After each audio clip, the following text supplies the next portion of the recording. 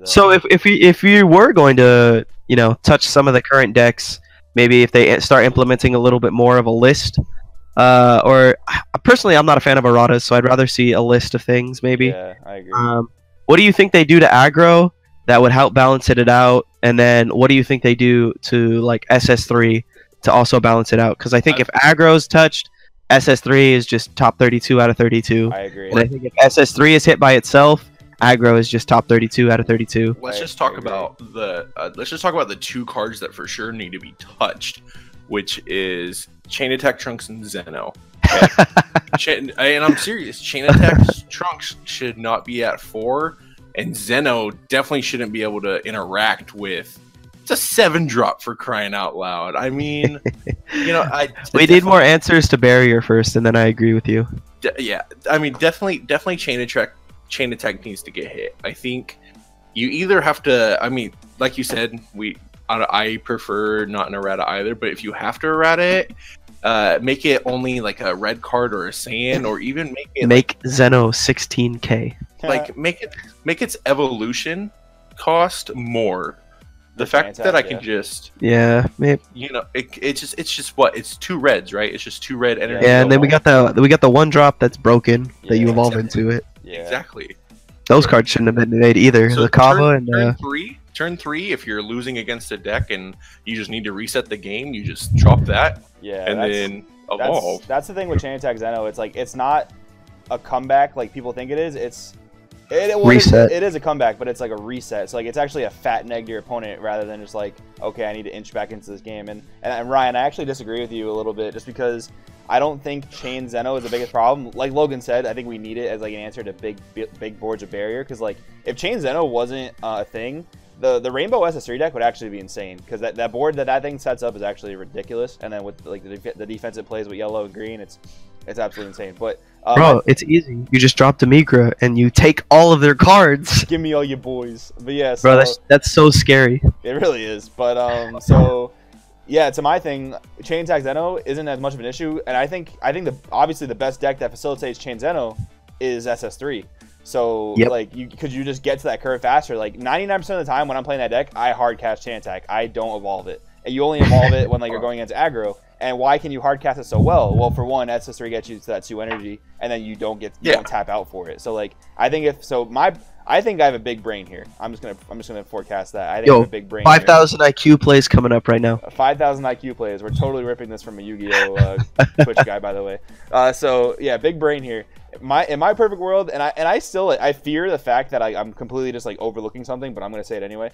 In my perfect world, like if SS3 got banned, Flute still goes to 1, and Bardock gets errated to the fact that it says this card can only be played if your leader is a yellow Goku's lineage. I think the format like literally just blows wide open. I think it's just like I think Blue Yellow Storm obviously dies, which I think is fine because I think that deck is like way too good. Red Blue Aggro is still a thing, and that is nerfed by the fact that Flute goes to 1. We talked about that already. And then you don't have SS3. Like SS3 kills like creativity in my opinion, because a lot of times there's like, okay, why would I play any other leader over SS3 here? And like it's just too unpunishing. Like it literally is playing the game on training wheels, and I don't think that's good for the game. See, I don't think the meta opens up that much because you still have U7 at that point, right? U7's not that oppressive. Yeah, I don't think at all. Like the Victory Strike deck, I don't think is necessarily that oppressive. It's just dumb. It says Victory Strike, bruh. Yeah. Well, what you have any other thoughts on that, Ryan? Like how that, like what? So what do you think comes into play then? If the changes I stated come into effect, what do you think comes into play? What leaders or just decks? I mean, because whatever you think. Both. So I think honestly, Mass Saiyan makes a little bit of a comeback. I think definitely. I think it definitely has a strong chance to compete at that point. But then I really, I definitely want to see new leaders come into the meta, because we talk about the same leaders over and over and over again. I would really like to see just mono blue Hirudegarn do something as well. That'd be cool. But I would like to see, we have, oh gosh, there's just so many options for things, right? Like we have a yellow Bardock leader. I would really like to see Goku, just yellow Goku lineage Bardock do something. I would really like to see, a Jiren deck really do something. Quad strike for game. Can't See? respond to it. Yeah, see, and I think all those things are possible. I think all those things are possible if the changes I stated are made. I feel like a lot of decks can just play now at that point. You know what? You're right. You changed my mind. You're right. Man, that was really hard fought. But no. yeah, I mean, I think like, okay, so yeah, like Logan said, if SS3 comes out of the picture and Storm doesn't get touched, Storm is top 32 at top 32. So I think taking SS3 out of the equation, you obviously have to play different leaders because you can't just rely on SS3 anymore. Great, Yes. That's great in my opinion because then you can actually test different leaders. I think your leaders should dictate what your deck tries to do for the most part. Like obviously, Yes. like Hirudegarn, I think it's cool that you can play an aggro build or you can play the mono blue build. It'd be cool if the mono blue build actually had some viability, but that's not the case right now because of the current metagame. But then obviously, yeah. So if we take out SS3, we need to do something to Storm because Storm will be way too good. So then you erratic Bardock, keep it in archetype. That archetype actually has really good benefits to it because you can play things like instant transmission, you can play things like Shugesh, and you have Bardock. So I think like It's a fair card at that point. Hey, exactly. It'd be So interesting to see how well Red Blue does with those changes too. Like if the aggro just stays as strong, but I don't think it will because of the flute hit. Yeah. It seems like Red just has the most impactful cards, and Blue has just the best supporting cards. Absolutely. So I think that the Trunks and Hero decks would still be doing pretty well. How much it opens up the meta, I'm not sure. We'll see. I think people, if those changes actually go through the first like few weeks, everyone's sideboarding for Cronoa for sure. Oh yeah, definitely. Because everyone's gonna be like, all right, it's time. But then that's cool then. But so you would think like, okay, so then what just stops you guys from coming into the format? But we do have Cronoa to stop that. So then there's even an answer to that, which I think is pretty cool. I don't like the silver bullet, but yeah. Yeah, I mean, I like you said, I think it's terribly designed, but the fact that we have it is nice to keep it in check. I wish it operated a little differently, but we do have it, so. Hero Veggies are pretty nasty right now too.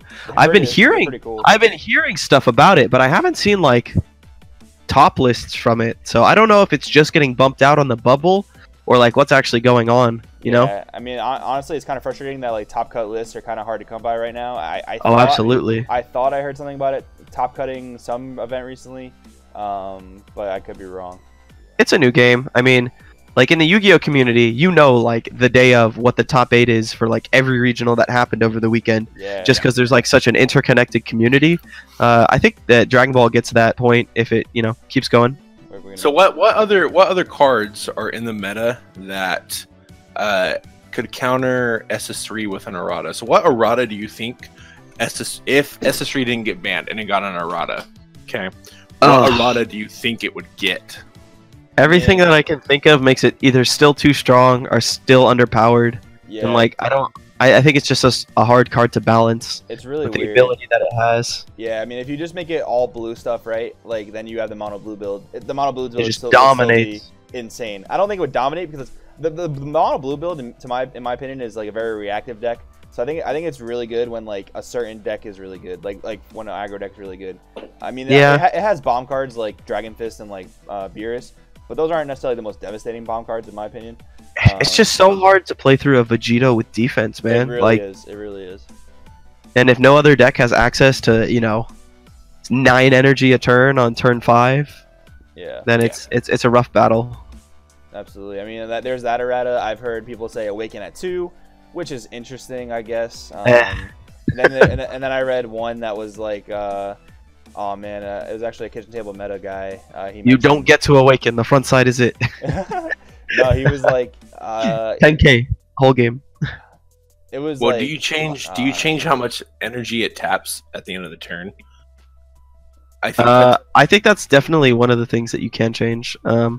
I've seen a lot of people say like discard a card for every energy you untap, and I'm like, I think you could just untap one. That's probably garbage. Yeah.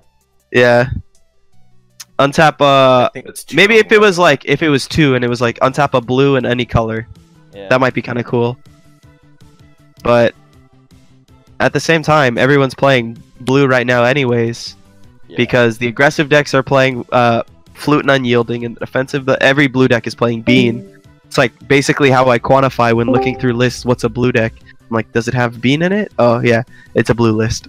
Yeah, absolutely. I think it's an incredibly hard card to balance. I think it really just needs to get the axe. I don't really understand what their thought process was by taking it off the watch list. Like, I think their numbers for 50% of the metagame was like completely whacked. Like I don't understand where they pulled 50% from. Like the fact I think it has to be at least 70 or higher. Yeah, I mean, the thing that I see about it though is like I'm not too big of I'm fine with like a metagame where only a few decks are like the best decks. Yeah. I think that comes down to more your local scene, trying out new cards and stuff like that, and having like being creative, not to beat the metagame, but just to play the game you want to play. Yeah. I don't think that the meta really affects what you can play at locals too much, aside for the fact that you're going to have to account that you're probably going to be playing at least one Storm or at least one SS3 in like a 4 or 5 round event or a 4 or 5 round locals. But 50%, I think that number just comes from the fact that SS3 just does what other leaders do better 90% of the time. Like, yeah, just I mean, it's just so free. yeah. Like I fear the point where this game becomes like SS3 the game. You know, it literally we is, almost, like, we almost hit that point, dude. yeah, I Yeah. know it's kind of sucks. Like And then, I really value leader diversity where a lot of people. Wait, Storm actually balanced the format, dude. It was Eh, 100% SS3, and then yeah. and then Storm came in and was like, "What's up?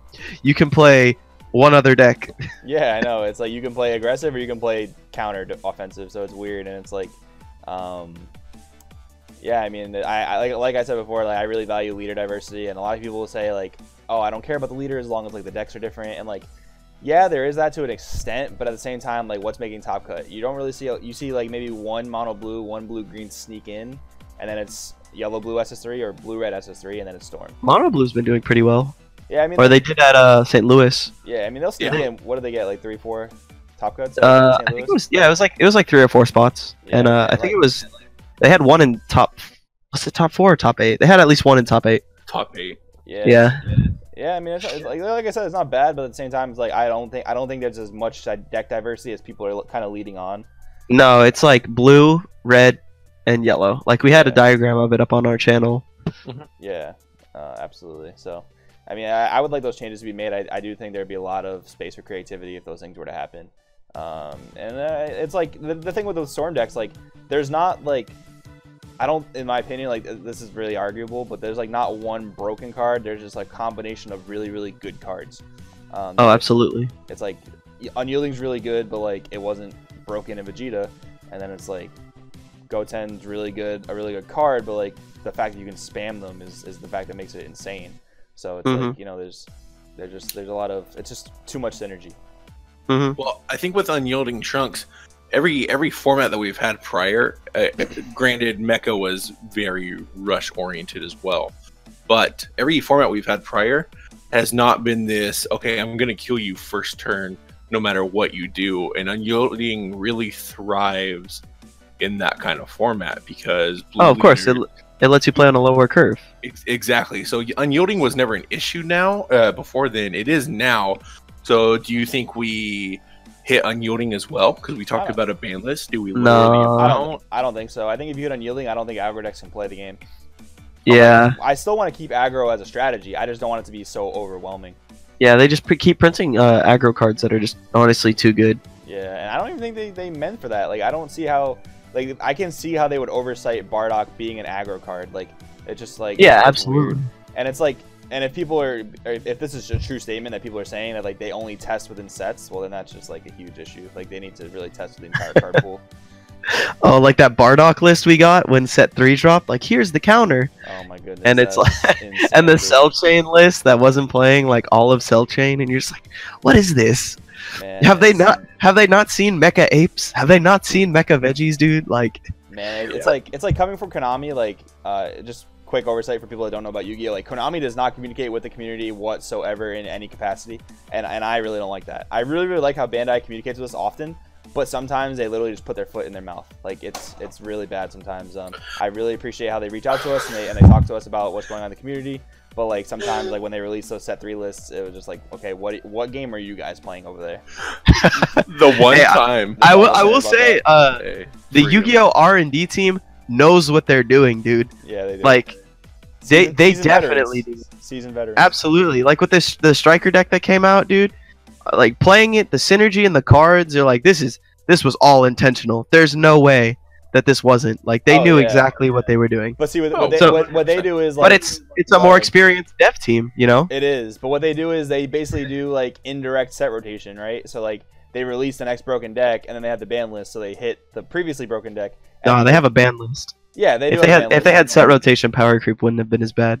Well, they can also set rotate by power creeping, right? So like, even if they didn't ban something, like even if they didn't ban zoos, they could have made a deck more broken than zoos, and like, okay, indirect set rotation, you can't play zoos anymore.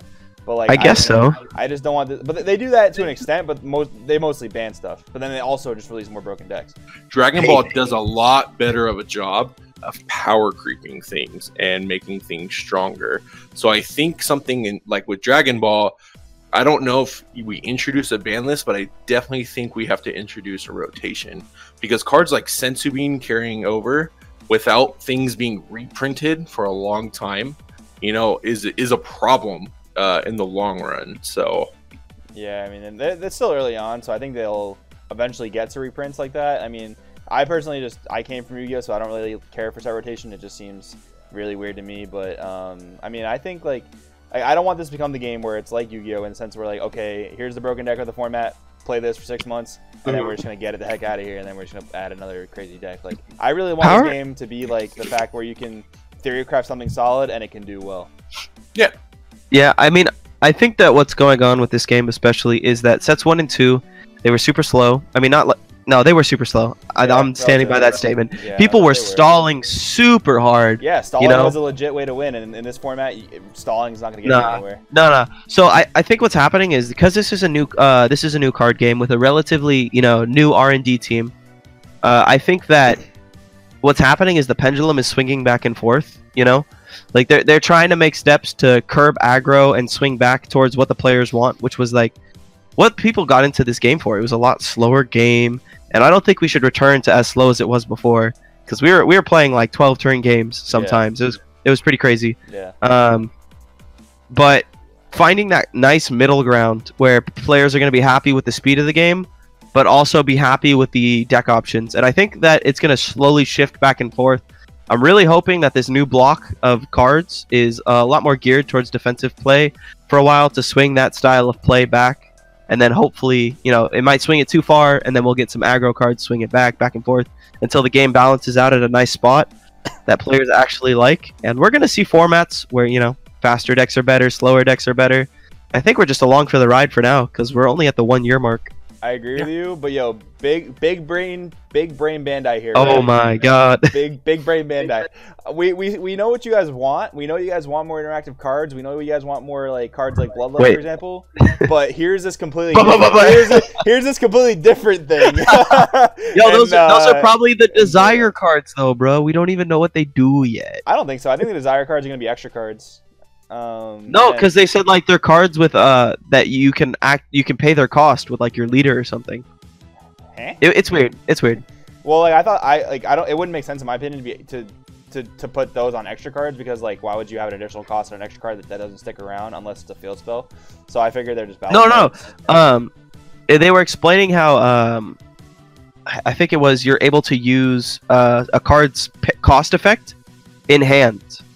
With like a certain other, like I think it was a leader card. Yeah, the leaders are doing that. Yeah, the leaders are like you can activate a desire from your hand without paying its energy cost if you have like the correct amount of energy or something. Yeah, so like I think that's what they were trying to go for. I think I want more interactivity. I think that's just the Yu-Gi-Oh player speaking. Like I like to be able to interact with my opponents and play around what they have. That's pretty interesting, thinking about like, I wonder how a Pokemon player feels about this, where their game is like very low activity. It's kind of interesting to think about. Their game is all numbers, dude. Like you're just constantly keeping track of numbers. This game has that cool mix. This game has that cool mix of numbers and interactivity right now. I mean, I think we definitely need a little bit more interactivity, but well, right now it's count the opponent's hand, and there's nothing you can do about it unless you drop Cell or Chain Attack. Get in there. Get in there. Yeah, I mean, I think this game, like, I have a lot of faith in this game. Like, I mean, I'm kind of, I don't know if this is biased or not, but like, I went to an event in Fresno, California, and like the dev team was there. They like talked to all of us. Like, they listened to our issues with Mecha Frieza, and like they gave every single player like extra tournament packs. It was a great experience. Like, they really like stepped in the right direction, in my opinion. So I honestly do have some faith in them. But Yeah. like, do I think they're perfect? Absolutely not. Like I said, they put their foot in their mouth a lot. But I'm pretty hopeful about this game. Like I'm enjoying it so far, even though the meta is a little bit stale right now. I'm really enjoying it. Yeah. What are your guys' favorite rogue decks? Oh man, my Soul Striker all the way, baby. Soul Striker all the way. Bro, we're gonna have like 12,000 Soul Striker lists on our channel. Dude, By it's the just heat so, death of the universe. it's so fun, man. It's like it's Bro, it's such a fair SS3. Like, It's boneless SS3, dog. yeah, it's such a fair SS3. Like, you get to make crazy nutty combos. You only get to end your turn with 2 energy up. They have to be blue. Like, it's just, I think it's such a fair SS3. And I Well, really you think actually it's have so- to weigh whether or not you want to use that energy on that turn or leave them up to defend yourself. Exactly. Like, yeah, exactly. That decision needs to come back into this game. Yeah, That decision needs to come back into this game. and you actually have to swing with your leader to get that ability, and it's not just passive. Yeah, absolutely. What about you, Ryan? Favorite rogue deck?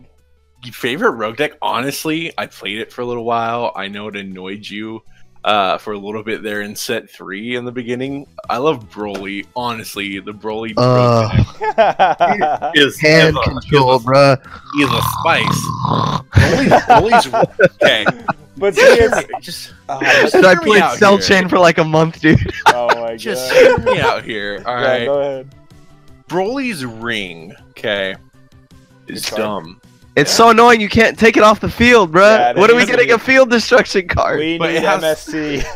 Bruh, MST negates. It does, though. It does. Counterplay field spell. It has such a good interaction with its leader. Like Broly's ring is the kind of card I want to see for specific leaders. Like we talked about Goku's lineage, right? And how it should only be to their specific leader. That's what Broly's ring is. It is specific for its leader. Goku's lineage, you can just splash it anywhere. That's why I love the Broly deck, is that the cards released for that deck were made to go with that Oh, leader. the design is you great. clear boards, you clear hands, and you make your opponent catch these hands. So I mean, And then you tap out and get your stuff pushed in pretty hard. yeah, you're right. You're right. nice job. Because on it's the, not sensor. it's not an android, so Yeah, I mean, I think it's great card design. Like, it's like, okay, you're running a Bricky 4 of extra card, but like, or maybe not a 4 of, because I guess Paragus gets it from the deck, but then you're tapping 2 for it. I think it's just really fair design there, and like, if they want to make these archetypes in this game, I'm totally for that. But like, you have to put restrictions on them, because when you make a really good card for an archetype and you don't make it restrictive, it's really good in general, and then like stuff gets broken. So with lineage, that's like, so hard though. Like sometimes I want cards to be generic. I Like, know, I wish the agree. android negate was generic, dude. It's Oh, so that would hard. be busted. Oh, It's my so hard making green though. Like, how do you make green viable without splashing another color in it? Because Yeah. like you only have access to 4 negates. We don't have enough generic negates. Well, I We mean, need more. It's hard to make monocolor. Like a monocolor, it probably has to be androids realistically. But like, Yeah. other than that, like I think it's hard to make mono green. Like you probably have to play like blue green or I don't know, yellow green. I think blue green is it. Like, I don't. Yellow green sounds kind of wonky. Hey, I'm green just saying yellow. yellow for like the defensive Spicy. aspect of Nimbus. I know, but like the fact that Whis and Bean, like Yeah, it's so good. that's all you need to have an amazing blue defensive package. Absolutely. It's kind of crazy how splashable it is. And then those Majin Boos just a charge. Oh, dude, I was so disappointed with the baby support that came out. I was like, man, this is gonna synergize super well with Dr. Mew. We're gonna get some really good new cards to play with this Mew leader because the Mew leader is really cool. Yeah. Like summoning cards for free every turn, that's lit. And then I was just so disappointed. I was like ready to theory craft red, and then red dropped, and I was like, no. I really, not. This is I this really, is I really like the Mew list that was, or the no, it was actually a baby list. I really like the baby list that was on, it was on stream on St. Louis. That was really cool. But I mean, I think it's really cool there because you have reasons to play Mew versus Baby, right? Because Baby has Revenge Death Ball, Mew plays things for free. I want to play Revenge Death Ball in Mew though. I know, but So like good. this is the problem SS3 poses. Like it gives you reasons to play different leaders, which is, in my opinion, is really really cool. Yeah, but it feels like a lot of the time, there's cards that are super generic and super free for any color to play, Yeah. and then SS3 is like one of those leaders that's super generic and super free to play with any color. And then there's like these cards that are really good, like Revenge Death Ball, and there's one leader you can play it with, which is not inherently like the worst thing in the world, but I want to Dude. play Revenge Death Ball in decks, but I don't think that the baby deck is that good. Dude, you're gonna give me a 25k combo that potentially pops something. It better be restricted to 1 liter. No. Maybe 2. It didn't. I can just see wanted. it. I wanted it to be in 2 liters. Just I 2. can see it. I can see it being in 2. you. It would be nice. Honestly, like it's so weird. Like it's so strange playing a blue leader. And then you don't get to draw off of your field spell and baby, right? Yeah, no, you don't. No, but you Yeah, draw that's one every turn with your leader swing, so there's that. So, I wanna boo. We got A lot more stuff. We got a salty boy. No, what I want to say. Oh, and then the 3-drop baby does nothing. Like, yeah, it's not very good. I have like 8 hollow ones from the tournament pack, dude. Yeah, no, your best. I was ready. Your best Those play were the is that days. 1-drop into the 1-drop, like, or maybe the 2-drop Vegeta to draw a card and then go into the 1-drop, like. Oh my god. Yeah. It's so weird in this game right now. Like playing a blue leader, like it feels like you're playing such a different game because of how much energy manipulation you have. Like any other color leader, you have to play on your curve, and like They're playing behind. You're playing behind. You have to leave up energy to defend, and it's like it's so weird. Like playing that baby deck. Imagine that, just like I'm gonna tap my 2 reds for this Vegeta to draw a card, and that's Now I'm dead. that's all I can do. And Storm's like, I'm gonna draw 12 cards, swing 20 times, restand 12 energy. 20 worth of energy. Yeah, it's insane. That's one of the problems that I think I have with Blue 2. Like, the energy manipulation that they have is super free. Yeah. You know, Bean is just such a good card defensively, such a good card offensively, and then when you have a card like Unyielding that just untaps for free, you know. If Bean said it only worked on defense, I would be totally fine with that. Oh yeah, that'd be super fair. It'd be super fair. It'd be way more thematic. Like I love in this game. I think they're on Recovery. Point. I think they're on point with thematic stuff. Like I think it's really really cool. The flavor, dude. You want to be a resident flavor in chief? I love it, yo. Like Hirudegarn ditching Minosha, like Hirudegarn eating Minosha, and then you get the legs out of the deck. It's just like it's so cool. Mwah. It's so cool. Eats the spicy. Flying Nimbus flies you out of the battlefield, so you can't take any more hits that turn. And it's Heck just, yeah, like, dude. I love they hit the flavor in this game like on point. Yeah, definitely. I think it's really cool. Yeah. I want some better droids too. Like they're doing well right now, but I really do want some more droid support. And I think that's just because they're the most supported right now because people like the droids. Yeah. And then they just also have the best options when it comes to playing green cards. It's really cool. I like how droids are a really good deck because like when I first watched that arc of the anime, like I don't know, they were the most like fear inspiring characters, like more than any other character even after them. So it was like wow, they hit that on the head. Well, yeah, the Future Saga itself is just such a like they straight murder Gohan in front and make this man have one arm. Like, oh man, you guys know my playmat collection. I need that playmat that has Future Trunks carrying the dead body of Future Gohan. I need that in my life. Oof. If any subscriber wants to send that, relax. Yo. No sellouts. No sellouts. Not yet, at least. Yeah, I mean, rogue decks, like I said, like I just love like creativity of this game, like theory crafting. Like you'll see a lot of deck profiles on the channel. Like they're just super solid in theory, and like they're just really well built. And it would be really cool to see like things like that just like make sparks in the game. Like it'd be like one of those decks, like the black yellow cooler deck, like to sneak into top cut. Man, that'd be so sick. And it's like it'd be spicy, bro. The theory is there. The theory is really there. Like it's really really cool. Yeah, it's just a leader that doesn't do quite enough. Yeah. Like your leader needs to be doing the most right now. So it really does. It was really funny. Someone put this to me the other day this way. They were like, so you know how like Warrior Universe 7 like basically erases all the colors of Universe 7 cards? Yeah. And like we had that in like I think it was like set 1, maybe set 2 with Vegito, and it's like okay, that's all Vegito does. All it does is erase colors. It doesn't do anything else. But like Frieza, ditch 1, draw 2. Gohan, combo Busted. 1, draw 2. So it's busted. Like, yeah, I mean, obviously there's a little bit of power creep there, and that's totally fine. Like, well, leaders in this game are just gonna keep getting better, and I'm okay with that. I just want leaders to be good across the board. Exactly. I agree. You know, I want leaders to have good effects because they're like the focal point of your deck. You know, Yep. I don't want a vanilla leader that says attack, draw 1, untap 2. They need to cut that when out. you attack, give it plus 5k for the turn. You're like, what is that? Like, who's gonna play this leader? What niche does this fill? You know, Yeah. besides being a pack filler.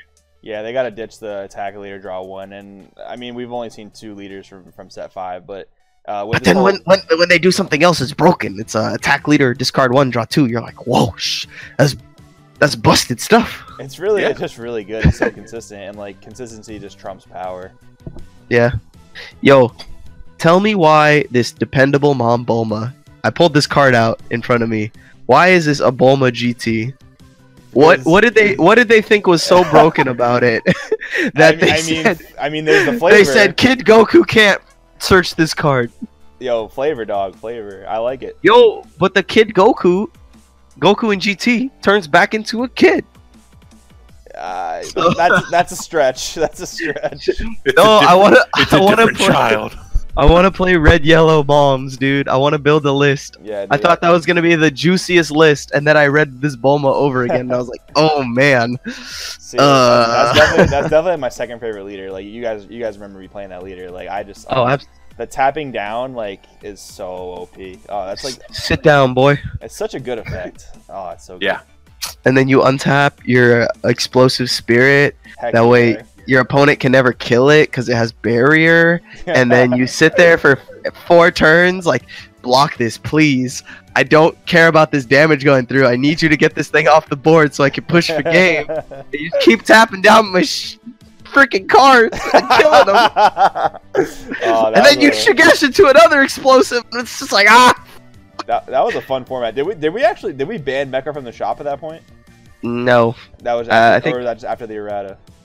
I think we just played with errata. We didn't ban Mecha. Well, we made an agreement to not play it, right, for a while. We No, made an agreement no, to play because not play it. we were for testing it.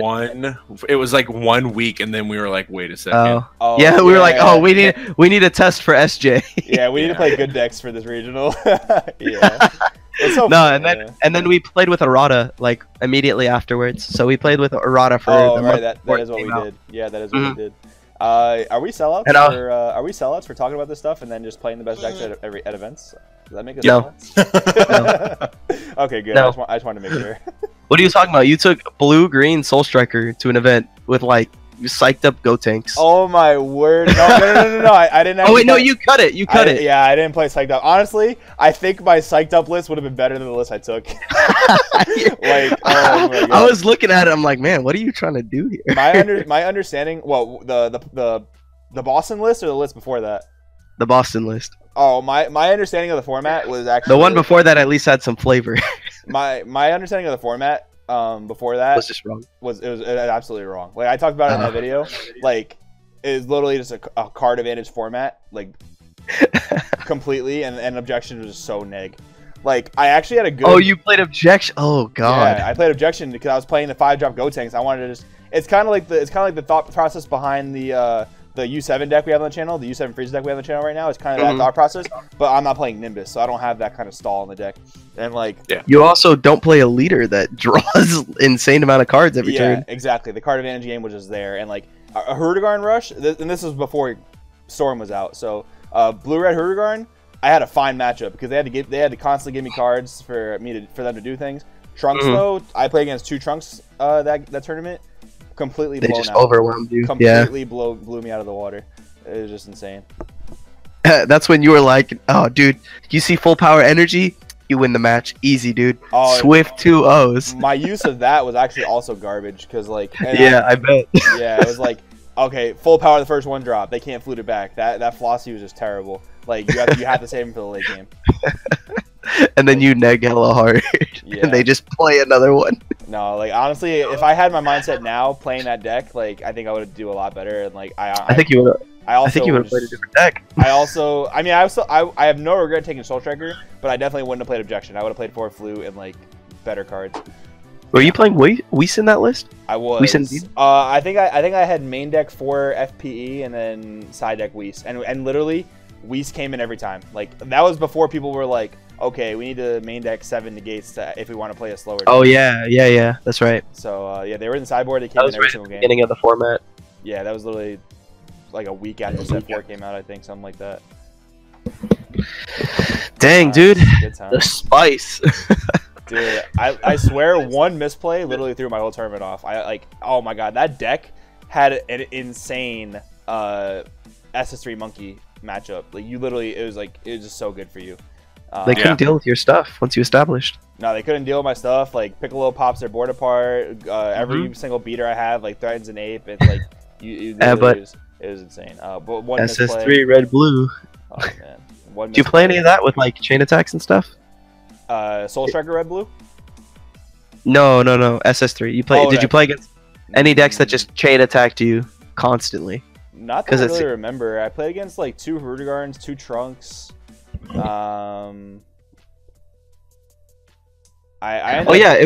was a short day. That's right. I ended up dropping because that like I said, that misplay just like killed my tournament. But I ended up dropping eventually, so I didn't play out the whole thing. But yeah, I mean, I played definitely 2 Hurdigarn, 2 Trunks. I don't remember exactly what else, but round 1 got a bye. That was OP, dude. I got a bye. I got a bye round 1 at Boston. I got a bye round 1 at Boston and a bye round 1 at Philly. Just no shows. What? Nice. It was so weird. It was so weird. And then we played a good deck at Philly and topped. So OP. Hey, easy, bruh. How do I play this deck? Oh, you just chain Zeno them. Oh yeah. Easy. Dude, I decided. You summon Kefla, draw 3 cards. Easy. I decided to go to Philly, like literally the Thursday before the event, and I hadn't been playtesting a meta deck, so I literally was like, okay, this seems like the best deck. And I literally learned how to play the mirror match because almost every single round was a mirror match. I learned how to play that deck that day, and it was pretty cool that I still topped. Easy. Yeah, the format at that point, it was like so much variance, and it really just wasn't that good. And no one was playing Storm on the East Coast yet. Nobody was playing it because it was only out for a week, and like people say this all the time, and it's really true. Like a week with that deck is not. If you weren't testing it online, a week with that deck is not like enough time to pick it up. No, it's not. It's really not. Like I know the Shenron guys had been testing it forever, and of course there's that stereotype apparently that I wonder where this came from really, but there's that stereotype that West Coast plays aggro, East Coast plays control, and if that is true, then of course those guys have been testing it forever, and they just really like that deck. It's for me. The rumors are for me. No, I'm sure. Okay. Who are you talking to over in Chico? Hey, let me tell you what. I got nothing.